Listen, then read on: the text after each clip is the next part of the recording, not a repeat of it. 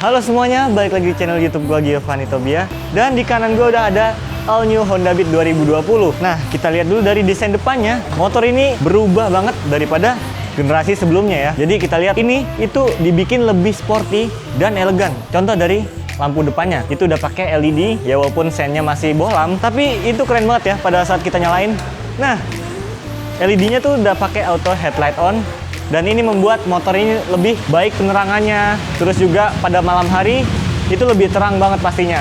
Dan untuk versi ini adalah yang tipe deluxe. Dia udah punya idling stop system dan juga udah ada combi brake system. Dan kalau dilihat ya dari depan ya, ini visornya ini lebih mengecil dan juga lebih sporty karena garis-garisnya itu lebih tegas daripada seri sebelumnya ya. Dan juga visor ini yang hitamnya ini dibikin lebih pendek dan gak setinggi yang sebelumnya ya, walaupun mirip-mirip dikit lah. Dari desain samping motor ini tuh kelihatan lebih sporty dan juga ini kan kerangka Beat 2020 itu pakai Enhance Smart Architecture Frame, jadi pakai SAF, jadi membuat motor ini tuh lebih ringan, handlingnya lebih oke, dan juga seharusnya ini lebarnya tuh lebih besar banget daripada Beat yang sebelumnya. Tapi ini Honda pinter banget, dia membuat bodinya tuh seakan-akan agresif dan kecil. Terlihat dari sini ini ada bodi ke dalam dan dilapis lagi bodi di luar. Jadi kesannya itu membuat motor ini ramping, padahal dia lebih lebar, tuh lihat ya. Dan di sini ini ada kerangka SAF-nya di balik sini. Lalu di bagian belakang juga dikasih sebuah lapisan bodi yang membuat motor ini terlihat ramping, padahal aslinya ini lebar banget tuh dibandingkan Beat yang sebelumnya. Langsung kita bahas dari bagian yang ada di stang nih ya. Kita masuk ke bagian belakang dari head unit dari motor ini. Kita lihat sebelah kiri dulu nih. Ini ada rem yang tuas smart lock-nya ini diperbesar dari Honda ya, jadi kita nggak perlu repot-repot lagi ya, walaupun gitu tetap masih enakan punya Yamaha, dia tinggal pencet. Ini agak sedikit effort dan susah untuk dijangkau gitu, tapi ya kalau untuk tangan dua agak susah juga sebenarnya. Oke, kesini high beam low beam seperti biasa, ada klakson, sen di bawah sini, dan ini speedometernya nanti kita bahas. Ke kanan dulu, motor ini udah pakai idling stop system, jadi di lampu merah setiap 3 detik dia akan mati sendiri, lalu ditarik tuas gas dia akan nyala sendiri. Enak banget. Di sini ada electric starter dan gasnya ini udah pakai push and pull. Jadi dia udah pakai double tuas, lebih presisi untuk ngegasnya. Kita lihat di speedometer ya. Kita nyalain ya. Nah, ini nggak jauh beda sama yang sebelumnya. Cuman nuansanya diganti warna biru. Kalau yang sebelumnya itu warna kuning. Lalu di sini ada untuk high beam, saya-nya di tengah ya, lalu eco powernya di sini, dan ini kalau kita nyalain idlingnya, nah itu nyala di sini nih. Ini ada idling stop systemnya, dan di sini ada engine check dan juga udah nggak ada lagi. Jadi kira-kira kayak gini. Dan odometernya di sini nggak ada trip meter atau MID semacamnya, nggak ada, cuman ada speedometernya sama odometer total. Ini kita lihat di bagian starter key-nya dia udah canggih banget karena ini ada on, off, dan ini ada buka jok. Jadi tinggal kayak gini dan nah dipencet langsung joknya itu kebuka. Jadi untuk ngisi bensin atau buka bagasi nggak perlu cabut kunci, tapi langsung aja dari sini. Dan ini udah pakai starter key, pengunci magnet. Turun ke bawah, ini ada sebuah laci yang bisa untuk ngecas sebuah smartphone. Ini 12 watt, 12 volt 1 ampere. Jadi kalian harus beli lighter lagi sih, tapi nggak apa-apa, ini udah berfungsi banget untuk harian, jadi kalian nggak perlu khawatir smartphone kalian habis baterai atau pengen ngecas di jalan. Tapi sayang banget karena lacinya ada di sebelah kiri dan ini nggak tertutup, jadi kalau kalian pengen ngecas harus dibuka kayak gini, lalu smartphone kalian disangkutin di sini. Ya agak kurang aman tapi cukup membantu juga gitu. Nah, ukuran laci di sebelah kiri ini emang nggak terlalu besar, tapi lebih besar daripada Yamaha Mio. Dia bisa hampir 800 ml botol bisa di sini ya. Walaupun gitu, pas gua raba-raba kayak gini ya, ini dalamnya nggak terlalu dalam dan sempit. Jadi nggak lebar bawahnya. Pro untuk secara fungsi dan kegunaan ini membantu banget dan sebuah upgrade juga daripada Beat yang sebelumnya gitu. Langsung aja kita lihat dari joknya, bagasi dan lain-lain. Nah, masuk ke bagian bagasi, kita buka. Ini enak banget. Bagasinya bukanya dari depan. Nah, kita lihat ya, ini lumayan luas. Ini luasnya sekitar 12 liter. Ini gede banget daripada versi sebelumnya. Maka dari itu keunggulan dari sasis ESAF ini bisa naruh bagasi yang lebih besar daripada frame yang sebelumnya. Dan lalu ke belakang ini ada tangki yang berukuran 4,2 liter. Dan motor ini dilengkapi dengan Eco Power dan tangki 4,2 liter itu bisa menempuh jarak sekitar 60,6 km per liternya. Ya walaupun top speednya nggak segitu kencang, tapi motor ini tuh dilihat dari mesin, motor ini punya tenaga sekitar 8,89 horsepower di 7.500 rpm dan torsi itu sebesar 9,3 Nm di 5.500 rpm. Udah pakai PGM FI dan juga Ensan Smart Power.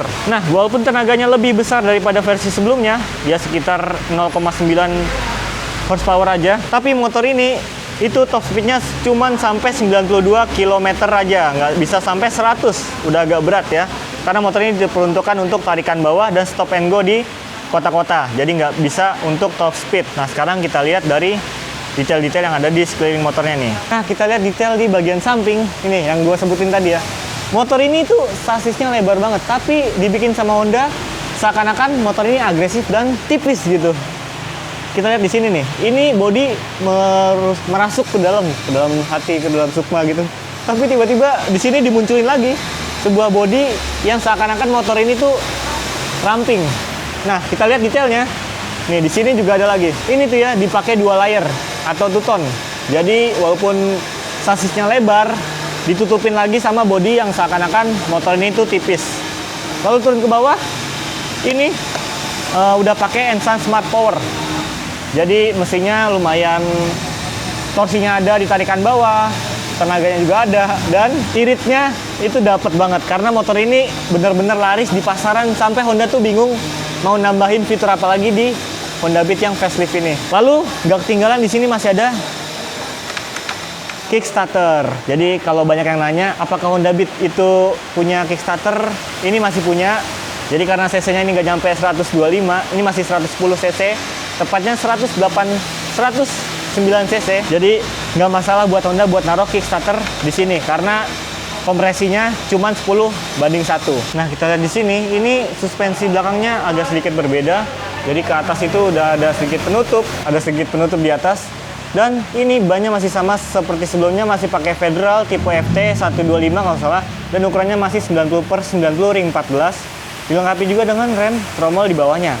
Jadi walaupun udah pakai versi terbaru, motor Matic di Honda itu jarang banget yang pakai rem cakram, kecuali PCX sama seri-seri atas kayak Honda Forza yang gede-gede. Dan walaupun pengeremannya masih tromol, ini udah sangat cukup karena top speednya ini nggak kenceng-kenceng banget, 92 km per jam. Jadi udah pantas banget kalau pakai remnya tromol aja. Dan di sini kita lihat ada sebuah lampu penerangan untuk plat nomor. Ini pakai bohlam biasa dan agak sedikit ngambil dari desainnya Honda Genio yang pakai hidung mancung di belakangnya. Nah, ini kita lihat yang berubah banget ya. Kebetulan di sana udah ada Beat yang lama. Bedanya kayak gini, lampu belakangnya.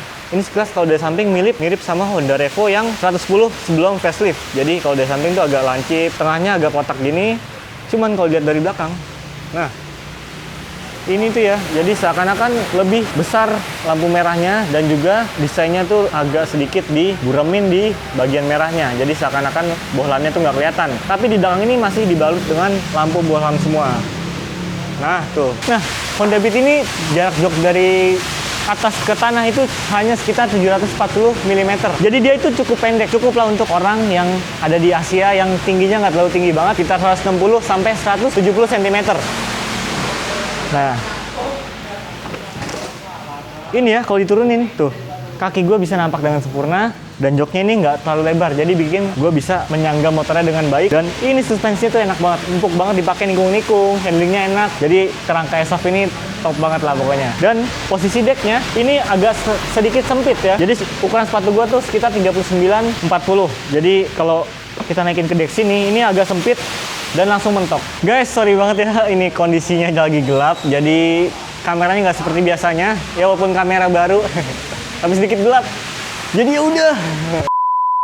Nah, kesimpulannya motor Honda Beat ini menurut gue ya, ini handlingnya tuh sangat lincah. Dan gue pernah nyoba ya, di tarikan bawahnya motor ini sangat responsif karena udah pakai kerangka ESAF. Jadi stop and go tuh torsinya lebih kerasa, lebih cepet karena dia cuman perlu 5.500 RPM untuk mencapai torsi sebesar 9,3 Nm.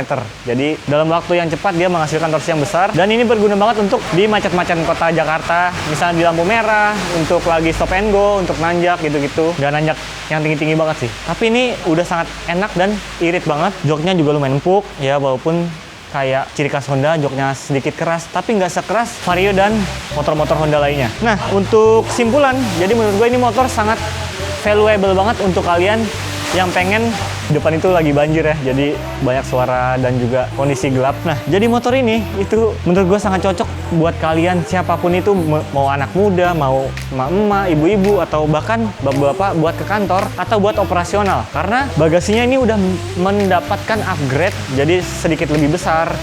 Lalu udah ada kabel charger, walaupun kita harus nambah lighter, tapi ini udah memadai banget untuk keseharian kita. Dan lampu depan udah LED, jadi itu menambah penerangan yang lebih baik di malam hari dan juga di tempat-tempat gelap. Untuk secara keseluruhan, menurut kalian gimana? Langsung aja tulis komen di bawah. Kalau kalian pengen nanya-nanya harganya, ini sekitar 12,5 secondnya. Jadi ya udah, segitu aja dari gua. Langsung aja mampir-mampir di deskripsi di bawah. Terus kita bisa ngobrol langsung di kolom komentar. See you in the next video. Peace out me.